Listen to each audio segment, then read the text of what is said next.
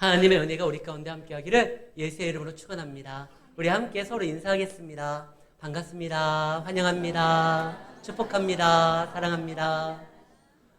지난주 2부 예배 후에 우리 교회 5살 된 오현순 군이 저에게 다가와서 목사님 하면서 이 파이 상자를 하나 이렇게 줬어요. 얼마나 이뻐요. 아빠인 오강렬 지사님이 목사님, 현승이가 목사님 꼭 드려야 된다고, 목사님 줘야 되겠다고 이야기해서 가지고 왔습니다 하면서 준 거예요. 그래서 제가 너무 그 현승이의 모습이 예뻐서 현승아, 목사님이 맛있게 먹을게. 그거 비누예요. 상자는 파이 상자 같잖아요. 그래가지고 제가 이게 파이다 생각해서 현승이한테 맛있게 잘 먹을게 하니까 아이가 좀 당황하고 아빠가 그거 비누라고 이야기를 해줬어요. 만약에 제가 감사를 표하지 아니하고 당연하듯이 받고 집에 가서 그것을 먹으면 비누 맛 나는 파이네 생각했을 거 아니에요. 아이는 손 씻으라고 줬는데 제가 그걸 먹으면 안 되는 거잖아요. 하나님께서 우리에게 죄를 씻으라고 당신의 독생자 예수를 보내주셨어요. 그리고 그의 말을 들으라고 했어요. 그런데 우리는 그의 말을 듣지 아니하고 그를 거부하고 그를 핍박하며 십자가에서 그 하나님의 어린 양을 잡아먹었죠. 하나님께서 이스라엘에게 다른 나라가 없는 이스라엘에게만 준 놀라운 축복이 있습니다. 그것은 바로 그들에게 말씀을 줬고 성전을 준 거예요. 말씀과 성전을 통하여 제 문제를 해결하며 하나님 앞에 나와 주님의 자녀로서 살아가라고 인도해 주신 것인데, 솔로몬은요, 이스라엘 백성은요, 그 하나님의 말씀을 왜곡했고 성전을 우상의 창고로 만들었고 거기를 강도의 소굴로 만들었어요. 거기에서 백성들의 믿음을 잡아먹고 하나님을 잊은 자로서 행동하게 만듭니다. 이게 문제인 거예요. 왜 솔로몬이 그랬을까? 그처럼 지혜로운 자가 오늘 성경 본문에 뭐라고 했죠? 하나님이 그를 2번이나 만나줬다고 했어요. 하나님을 만나고 그의 음성을 들었던 그 솔로몬이 정권 초기 가장 바쁜 그 시기에 하나님 앞에 나아가 1000번제를 드려서 자기의 겸손함을 이야기하며 하나님의 도움을 구했던 그 솔로몬이 왜 이 말씀도 이 성전도 제대로 붙들지 못하고 제대로 활용하지 않았을까? 이게 문제인데, 제가 가만히 살펴보니까 솔로몬의 인생에서 감사가 빠졌어요. 그의 아버지 다윗은요, 목동 출신이었어요. 근데 그는 예배자였어요. 이스라엘의 왕이라는 칭호보다 그는 하나님의 마음에 합한 자로서 예배자의 모습이 더 어울린 자였고, 그는 일평생 그렇게 예배자로 살아가기를 원했습니다. 그는 언제나 할렐루야 찬양을 하며 법궤가 예루살렘으로 들어올 때 너무 좋아 춤추면서 하나님 앞에 감사하며 가는 곳마다 하나님의 선한 영향력을 나타냈습니다. 심지어 그가 사울 왕에게 쫓겨서 생명의 위협을 낳는 그 순간에서도 자기를 찾아오는 사람들을 따스하게 품어줬고, 거기에서도 선한 사마리안 자경단을 만들어 그 이웃을, 도망다니는 신세 중에서도 이웃들을 섬기고 지켜줬어요. 도망을 당하지만 그의 가장 아름다운 시편에서 등장하는 찬양은 다 이때 당시에 만들어졌어요. 어려워도 하나님과 연결을 시켜요. 왜 감사가 사라집니까? 감사가 사라졌다는 것은 나와 나의 상황을 하나님과 연결시키지 못하기 때문에 그래요. 하나님은 우리와 함께하기를 원하고 우리에게 감사함으로 나아가기를 이야기합니다. 그분이 자신이 베푼 그 은혜에 대해서 생색내려고 그러는 것이 아니에요. 우리가 모든 상황을 그분과 연결시켜서 해석하고 그분의 도움을 더욱더 구하며 그분과 함께하기를 소망하기 때문에 안식일을 지켜라, 너희는 절기를 지켜라, 감사로 제사로 나와라. 감사로 하나님 앞에 나의 모든 상황을 연결시켜 해석하면은요, 그 어디나 하늘나라가 되죠. 믿음의 사람들을 보세요. 쫓기고 도망치고 핍박당하고 어려움에 처했어도 그들은요, 자기의 문제를 하나님과 연결시켰기 때문에 이것은 징벌이 아니라 하나님 안에서의 연단이고 내가 정금같이 나을 것이다 생각하니 그 입술에서 하나님을 찬양하게 됩니다. 솔로몬이 누구보다도 많은 걸 받았어요. 다윗은요, 선대 왕으로부터 뭘 물려받았어요? 생명의 위협을 오히려 당했죠. 선대 왕이 막 죽이려고 그랬잖아요. 그는 막 도망 다녔어요. 선대 왕에게 뭐 좋은 것을 받은 게 아무리 봐도 거진 없어요.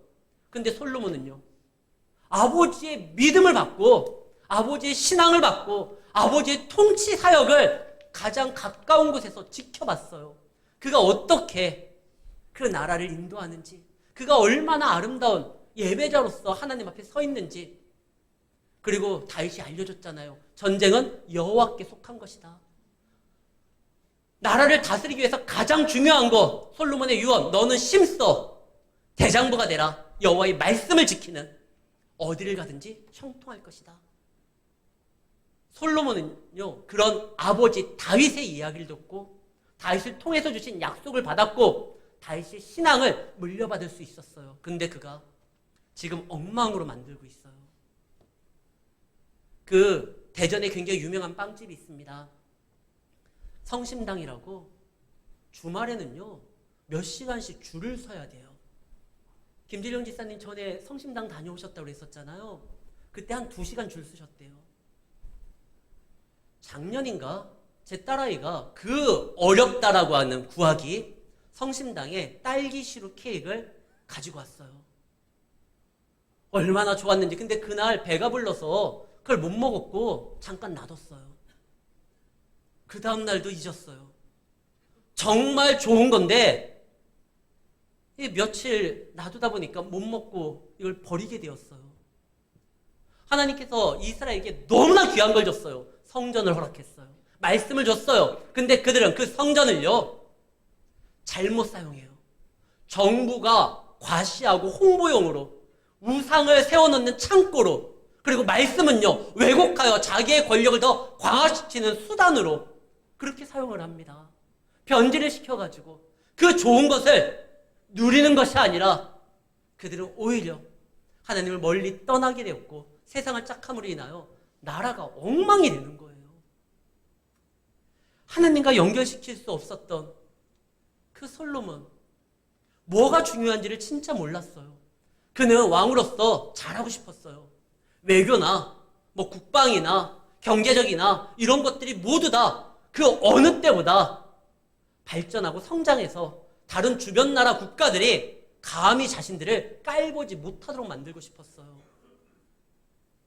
그래가지고 외국 여인들과 결혼해서 외교를 강화시켰었고 자기의 권력을 더욱더 든든하게 세우기 위해서 백성들을 오히려 옥죄었고, 하나님의 성전에서 예배드리는 것이 아니라 이 정도 엄청난 성전의 건축을 봐라.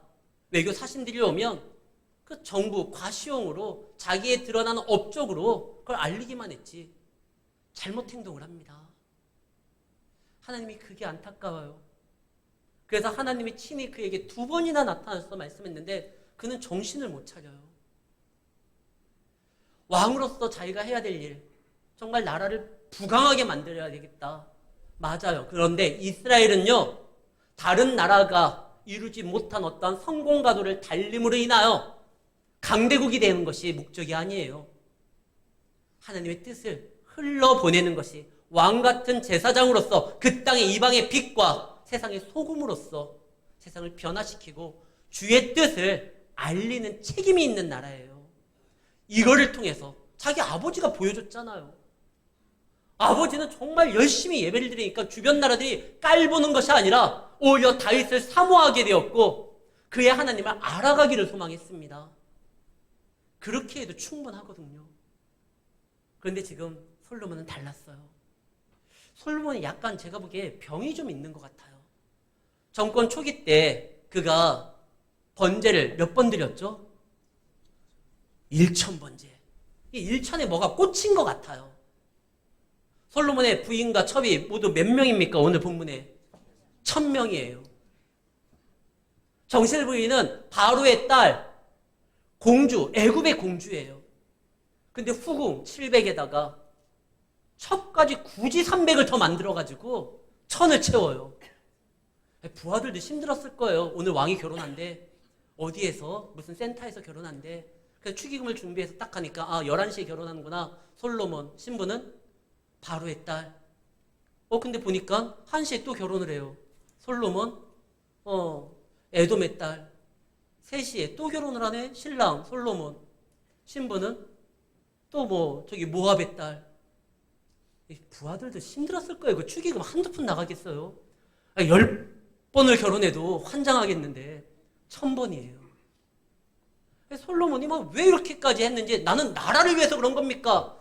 나라를 위해서 그런 겁니다.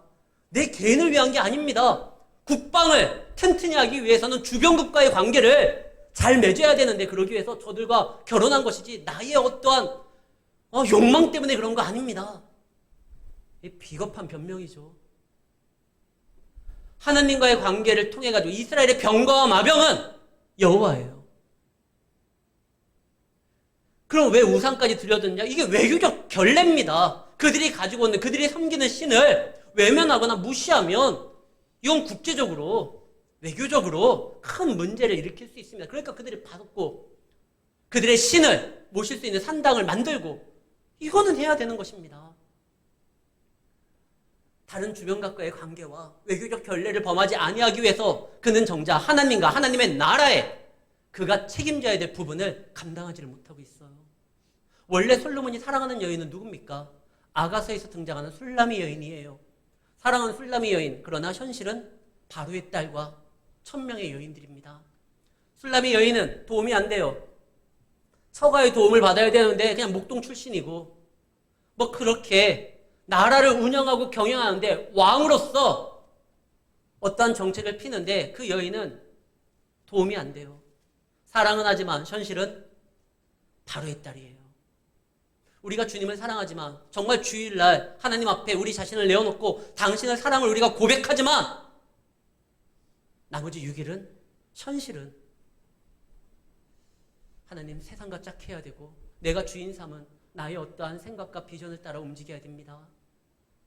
그래도 너무 서운해하지 마십시오. 제가 주일은 당신만을 바라보겠습니다. 아니요. 하나님으로서 채워져가지고 우리가 세상에서 주님의 자녀로서의 삶을 살아가야죠. 근데 솔로몬은 그러지를 않아요. 내가 그러지 않은 이유는 정권 초기 때는 아이야. 자기가 스스로 이야기할처럼 나는 아이입니다. 이 큰 나라를 다스릴 수 있는 지혜가 부족합니다. 그러니 저에게 지혜를 주십시오.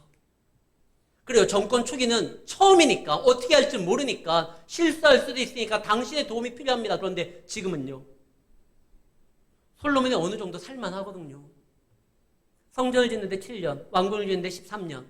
그러니까 이거는 적어도 20년 이후의 얘기예요. 정권은 안정되어 있고, 내가 가지고 있는 이 머리와 이 치솟는 인기와 뛰어난 재능으로 이제는 굳이 하나님 앞에 매달리지 않아도 내가 할 수 있는데, 굉장히 큰 교만이에요. 그가 여러 여인들을 통해 가지고 무엇인가 자기 나라를 지키려고 했는데, 어찌 보면 그는 생각할 수 있었을 거야. 내가 저들과 함께 한다라도 저들에게 끌려가지 않을 것이다. 내가 저들을 감당할 수 있고 저들을 변화시킬 수 있을 것이다. 자기 자신도 못 변화시키는데 어떻게 1000명의 여인을 변화시킵니까? 하나님이 경고하잖아요. 그들이 너의 마음을 돌릴 것이다. 실제로 그 경고대로 그가 마음이 돌려서 누구의 길을 따르지 않습니까? 다윗의 길을. 오늘 짧은 1절에서부터 13절 말씀까지 가장 많이 등장하는 이름이 하나 있는데, 그것이 바로 다윗이에요. 너가 다윗의 길을 따르지 않고 너가 다윗의 길을 떠나서 계속적으로 하나님께서 기준을 세워줬는데 그게 바로 다윗이다. 다윗이 큰 업적을 이루고 많은 결혼을 통해서 그의 삶을 좀 안정화시키고 이런 적 없잖아요. 주님 앞에 매달렸던 거잖아요. 그가 한번 크게 실수했었던 거, 왕으로서 하나님을 바라보지 아니하고 자기 욕망에 충실했을 때, 그때 무너진 적은 있었죠. 얼마나 눈물을 쏟고 회개를 합니까?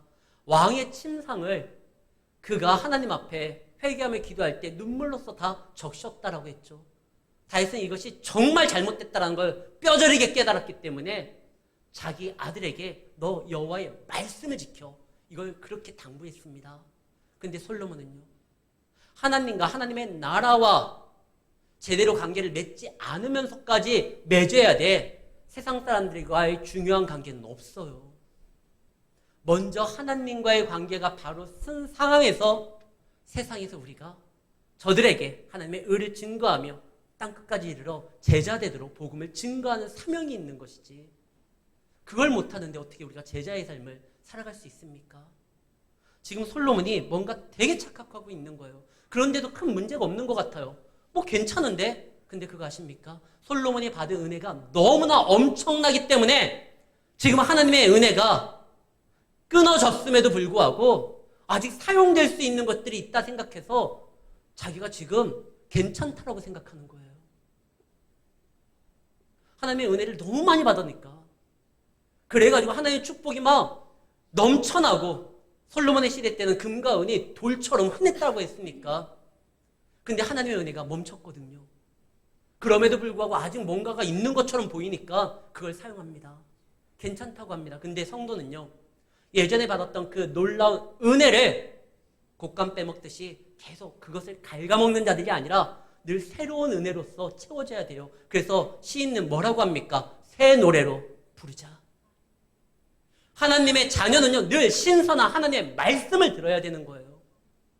어제의 그 신앙으로 살아가는 자가 아니라 오늘 주시는 하나님의 은혜로서 살아가는 자예요. 그래서 오늘의 예배가 중요한 거예요. 그걸 가지고 또 우리가 믿음으로 나아갑니다. 근데 솔로몬은 이미 받은 게 너무 많잖아요. 그래서 하나님의 은혜가 멈췄음에도 불구하고 거기에 대해서 심각하게 생각하지 않습니다. 뭐 이 정도면 괜찮은 거 아닌가? 하나님이 떠나면 특징이 두 가지가 등장합니다. 첫 번째, 그 마음에 기쁨이, 감사가 사라져요. 분명히 예배는 있고 내가 신앙생활을 한다라는 그 직분자의 타이틀은 있는데, 하나님이 나를 떠나신다고 하면, 내가 하나님을 떠났다고 하면 먼저 기쁨이 사라져요. 두 번째, 예전에 문제되지 아니했던 것이 문제가 됩니다. 내가 당연히 그것은 이겼고 승리했고 그 문제에 대해서는 이제 더 이상 얘기하지 아니할 정도로 내가 거기에선 자유롭다 생각을 했는데, 그 문제들이 다시 문제화돼서 나를 찌르게 됩니다. 그거 아세요? 드보라가 활동했었던, 바락이 활동했었던 그 시기에 이스라엘을 괴롭혔었던 사람이 바로 가나안 왕, 하솔 왕 야빈이에요. 야빈이 시스라를 통해서 이스라엘을 철병거와 함께 공격하고 그들을 괴롭게 합니다. 그런데 원래는요, 그 하솔 왕 야빈은 역사에서 사라진 자예요. 드보라 시대보다 150년 전에 여호수아 시대 때 그 하솔 왕 야빈, 이름도 같아요. 그 하솔 왕 야빈이 죽임을 당하고, 그리고 그 성읍을 여호수아가 불태웠어요.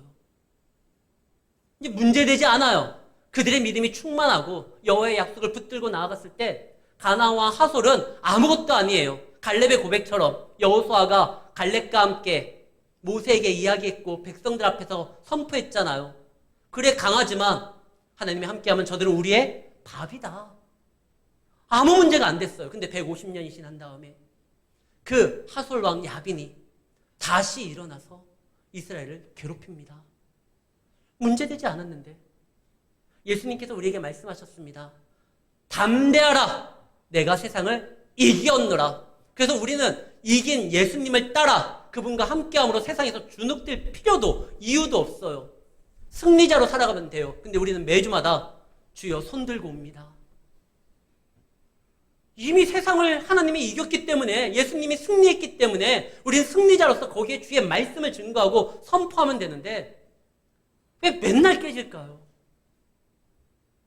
우리의 마음에 예배를 참여하는데도, 신앙생활하는데도, 살아계신 하나님을 만나는데도 벅찬 감격과 기쁨과 감사가 사라졌으면 빨리 결단해야 돼요.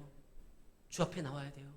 그리고 예전에 더 이상 문제되지 않았었던 일이 다시 한번 나에게 문제가 되고 적들이 일어나서 나에게 이야기를 한다고 하면 빨리 돌이켜야 돼요.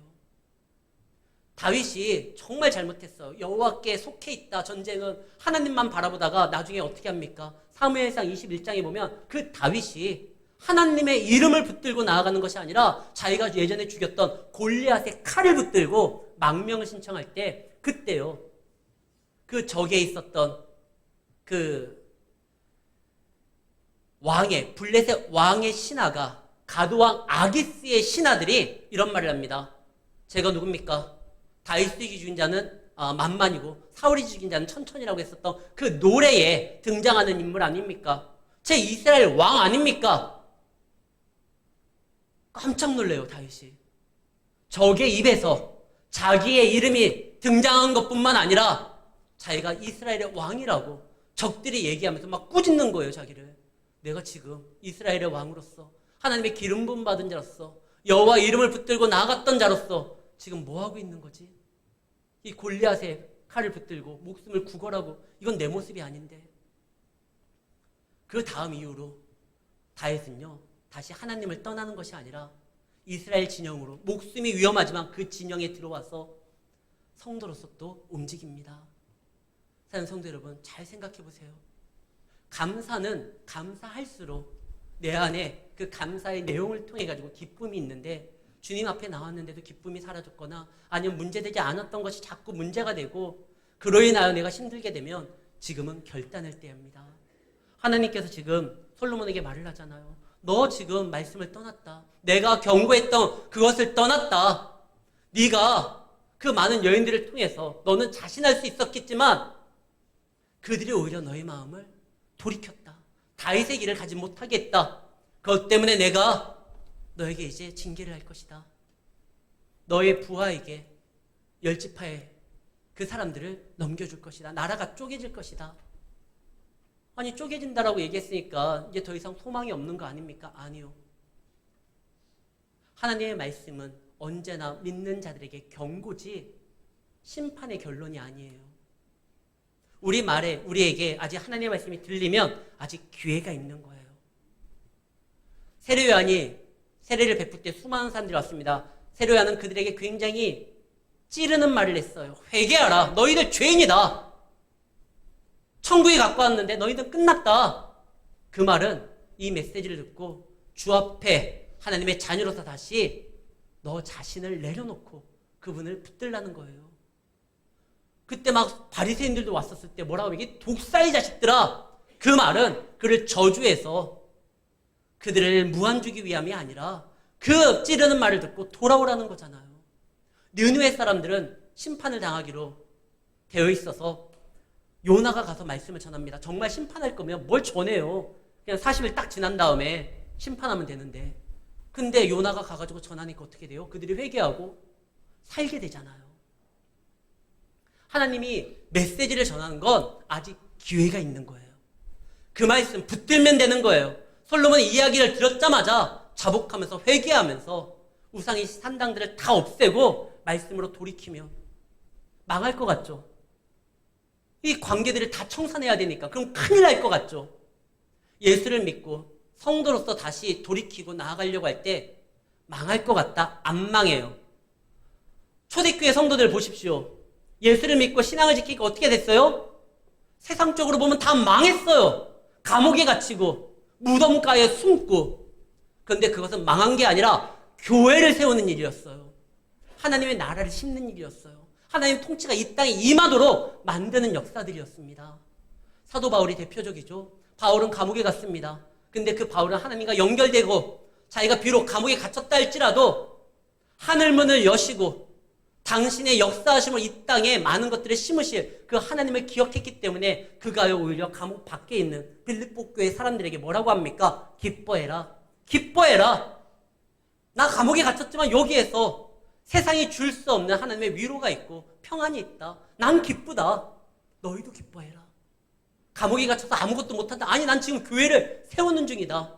너희들에게 편지를 통해서 설교를 하고 감옥에 있지만 관수들에게 죄수들에게 복음 전할 수도 있고 다른 사람 방해받지 아니하고 하나님 앞에 기도할 수 있고 그렇기 때문에 나는 주 안에서 내가 모든 것을 할 수 있다.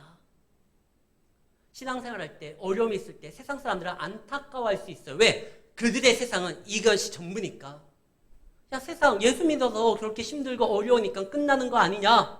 아니요, 그는 끝나는 중이 아니라 지금 거기에 믿음을 심는 중이고 교회를 세우는 중이고 하나님의 나라를 만드는 중이에요. 잘 보세요. 요셉이 어땠어요? 요셉은 노예로서 억울한 죄수로서 몇 년간 갇혀 있습니까? 13년이에요. 그가 바로왕 앞에 섰었을 때가 나이 30이었고 그리고 노예로 끌려갔을 때 그의 나이가 17세였습니다. 13년이에요. 13년간 그는 세상에서 잊혀진 시간을 그리고 세상에서 버려진 시간을 그의 인생에서 낭비된 시간을 가지고 있는 것이다? 아니요. 오히려 하나님과 깊이 함께하는 시간이었어요. 그래서 뭐라고 되어 있습니까? 여호와께서 그와 함께 하시니 그의 모든 일이 형통하였더라. 근데 그것을 보고 인정한 자가 누굽니까? 믿음 좋은 그 애굽 땅에 있는 교회 목사님이 한 말이 아니에요. 보디발이 그의 주인 그리고 간수장이 그가 여호와와 함께함으로 그가 하는 모든 일이 형통하였다. 그 고백을 증인으로서 이야기한 자가 보디발과 간수장이에요. 우리가 어려움을 당할 수 있습니다. 그러나 그 어려움은 하나님 안에서 훈련되는 기간이에요. 믿음을 놓지 않는다고 하면 믿음 없이 당하는 어려움은 고생일 수 있지만 이 어려움을 통해서 내 믿음이 세워진다고 하면 그건 연단의 과정이에요. 그렇기 때문에 이 하나님께서 바로 앞에 요셉을 세우기 위해서 이 13년은요 바로 앞에 서서 이야기할 수 있는 가장 짧은 시간이고 가장 그 길로 나아가는 데 있어서 지름길이 그때 그 13년이에요. 애굽의 피라밋을 관광하기 위해서 야곱의 부잣집 아들로서 여행 와서 바로를 이렇게 지나가다가 먼발치에서 보게 만드는 시간이 아니라 바로의 스승으로서 세워지기 위해서는 그 13년의 연단의 시간이 필요했던 것이었습니다. 예수를 믿었기 때문에 망하는 게 아니에요. 예수를 믿었기 때문에 더 큰 영향력을 감당할 수 있었던 거예요. 요셉이 훈련되지 않고 말씀만 들었으면 이럴 수가 없어요. 훈련되지 아니하고 그리스도 안에서 그분을 닮아가는 시간이 없는 상태에서 주의 말씀만 들으면 어떻게 되는 줄 아십니까? 상처만 줘요. 그 말씀이. 여호와의 말씀은 양날의 검과 같아서 우리의 죄악을 쪼개고 없앨 수도 있지만 자칫 잘못 휘둘르면 옆에 있는 사람에게 상처를 줄 수 있습니다. 요셉이 그랬잖아요. 하나님이 보여주신 분명한 비전을 이야기할 때 그 말을 듣고 많은 사람들이 위로를 얻고 감동을 받고 은혜 받는 것이 아니라 그 형들이 다 어떻게 됐죠? 상처를 받고 사리를 저 녀석 죽여야 되겠다 그 생각을 하게 돼요. 심지어 하나님과 씨름해가지고 영광된 이스라엘이라는 이름을 받았었던 야곱조차도 요셉이 전했던 말은 분명한 하나님의 비전이었거든요. 그 얘기를 들었는데 뭐라고 합니까? 야, 나와 네 엄마가 절하냐? 오히려 요셉을 막 꾸짖습니다. 근데 요셉이 그 자기가 보았던 그 비전을요 자기의 삶의 내용으로 만드는 13년의 과정을 거치니까 바로에게 어떻게 해야 되는지를 알려주는 스승이 되는 거 아닙니까? 여러분 혹시 어려움을 당한다 할지라도 하나님과 연결시킴으로 인하여 감히 여러분들의 입에서 감사가 나오고 하나님을 인정하고 하나님 안에서 주시는 그 기쁨을 누리며 나눌 수 있는 그 신앙까지 자라나기를 바랍니다. 제가 지난주에 뉴스를 보고 깜짝 놀랐어요. 난 믿기지가 않아요. 그 뉴스에서 10대 청소년들이 행복할 수 있는 조건, 행복의 비결, 가장 1순위가 무엇이냐 물어봤어요.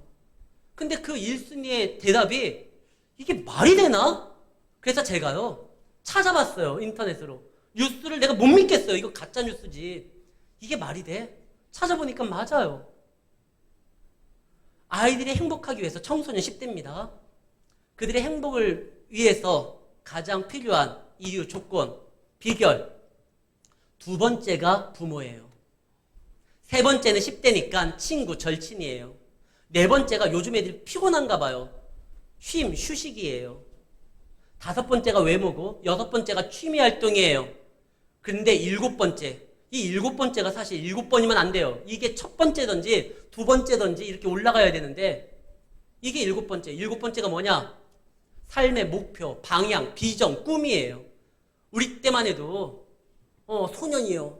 야망을 가져라. 꿈을 꿔라. 막 이런 얘기 많이 들었는데 꿈이, 비전이 7위예요. 그럼 1등은 뭘까요? 재물이에요. 10대 청소년들의 행복을 위해서 가장 필요한 1순위가 재물이에요. 2순위가 부모죠. 돈 많은 부모가 아마 최고일 것 같아요. 이네들한테는. 근데 그거 아니거든요. 돈 많은 부모가 해줬던 게 뭡니까? 가장 돈 많은 부모가 누구예요? 솔로몬. 부자였잖아요. 자기 아들한테 그거 다 물려줬잖아요. 결국 어떻게 됐어요? 르호보암. 망했잖아요. 다윗은 돈 많은 부모가 아니에요. 믿음 좋은 부모였지.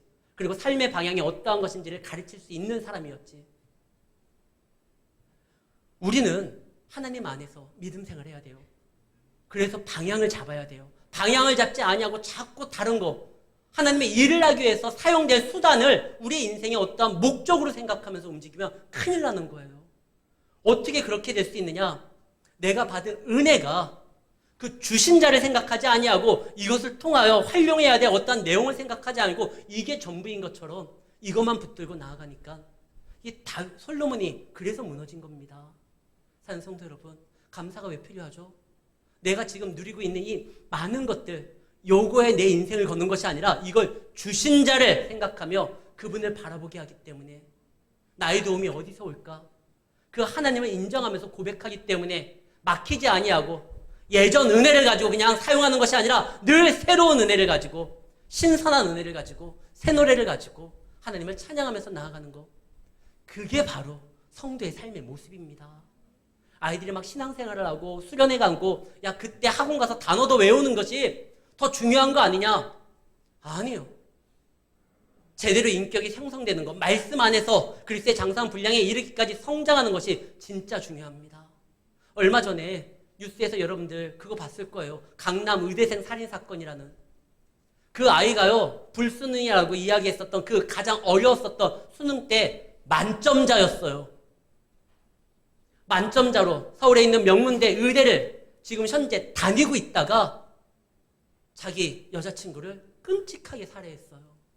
머리가 똑똑하고 그 다음에 배경이 좀 좋다고 이게 중요한 게 아니라 인생의 삶의 목적이 무엇인지를 알아야지 사람을 죽이는 자가 아니라 오히려 사람을 살리고 하나님께로 인도하는 자가 될 수가 있다는 것입니다. 하나님은 성공한 인생이 아니라 하나님 안에서 믿음 가운데 살아감으로 인하여 천국문을 열고 이 땅에 하나님의 은혜를 쏟아붓기를 만드는 주의 자녀를 찾고 있습니다. 여러분들 오늘 맥주감사주일이에요. 하나님께서는 우리에게 어떻게 해서든지 우리의 삶에 자신을 연결시켜 주기를 원하는 겁니다. 그것은 그 하나님의 더 큰 은혜를 채워주기 위함이에요. 기억해라. 내가 너와 함께 했다. 너가 힘들고 어렵지만 너가 믿음이 세워지고 있다고 하면 지금 잘하는 일이다. 세상 사람들이 뭐라고 한다 할지라도 믿음 안에서 당하는 연단은 교회를 세우는 일이다. 초대교회 사람들이 그랬었던 거고 믿음의 선조들이 그랬잖아요. 그들이 그렇게 함으로써 내가 진짜 괜한 고생을 당하는구나. 이게 아니죠. 나중에 욥은 뭐라고 합니까? 이 연단의 순간을 지나면 내가 정금같이 나을 것이 있을 것이다. 그가 하나님 앞에 연결됐을 땐 그 입에서 입술로 범죄하지 않았어요. 와이프가 하나님을 저주하고 죽어라. 주신 자도 하나님이니 취하신 자도 하나님. 내가 하나님만을 찬양한다. 근데 나중에 그가 친구들의 이야기를 듣고 하나님의 사랑을 의심하기 시작하고 하나님 앞에 감사가 무너지니까 나중에 하나님을 그 욥이 또 원망해요. 사는 성도 여러분, 믿음 좋은 사람도 원망할 수 있습니다. 그러나 하나님 앞에 연결되어 감사할 수 있는 사람들은 오히려 그 마음에 주님이 주신 평안이 있고 앞으로의 더 인생을 소망 가운데 바라볼 수가 있어요. 청소년들이 지금 행복의 조건이 뭔지를 몰라요. 비전과 꿈, 삶, 가족, 그래도 부모라고 2등이라고 해줘서 고맙긴 한데 하나님께 우리에게 뭘 준다고 했죠? 꿈을 준다고 했어요. 성경에 기록된 모든 것은 다 꿈꾸는 자들이 하나님 안에서 그분의 인도함 따라 나아가서 믿음의 승리를 함으로 인하여 이루어놓은 축복의 결과들을 성경이 보여주고 있잖아요. 여러분들 꿈을 잃지 마십시오. 주님을 바라보고 방향을 잃지 말고 하나님이 나의 삶의 주인이고 나를 모든 것을 채워주실 건 그분 안에서부터 허락될 때 가능하다는 것을 기억하시고 감사하는 삶으로, 기뻐하는 삶으로 살아가는 우리 성도님들이 되시기를 예수의 이름으로 축원합니다. 살아계신 아버지 하나님 감사합니다. 주님의 은혜 가운데 삶을 살게 하여 주시고 아버지 예전에 받은 은혜가 너무나 크기 때문에 내가 혹 지금 말씀을 떠났어도 그 은혜로 지탱이 온다 생각하여 하나님 앞에 무릎 꿇지 아니하는 그런 어리석음이 있지는 않는지 돌아보게 하여 주시고 늘 새로운 노래로 하나님을 찬양하며 신선한 하나님의 말씀과 역사하심으로 인하여 내 삶을 지킬 뿐만 아니라 우리를 통하여 하나님께서 원하시는 바 이 땅에 하나님의 은혜를, 하나님의 축복을 증거하고 전하는 그러한 구원의 통로로서의 삶을 살게 하여 주시옵소서. 지금까지 하나님의 은혜임을 고백하며 지금 우리와 함께 하시는 하나님이 역사하시며 앞으로도 하나님의 인도하심이 있다라는 확신 가운데 남은 하반기도 주님으로 인하여 승리하는 주의 자녀들 되게 하여 주시옵소서. 감사를 드리며 예수님 이름으로 기도드립니다. 아멘.